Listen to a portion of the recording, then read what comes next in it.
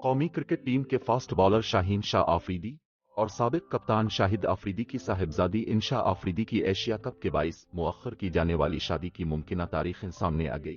साथ उनकी शादी का कार्ड भी वायरल हो गया है। शाहीन और इंशा का निकाह रवां साल फरवरी में कराची में हुआ था, जिसके बाद इंशा की रुखसती 3 सितंबर को तय की गई थी। ताहम जून में इत्तलात सामने आई थी कि रुखसती की तकरीब एशिया कप के बाईस ताखीर का शिकार है।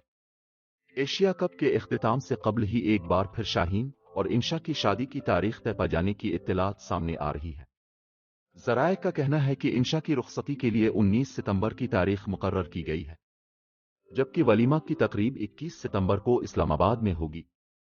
शाहीन और इंशा की रुखसती में ताखीर का इंकिशाफ शाहिद आफरीदी ने स्पोर्ट्स प्रोग्राम में किया था।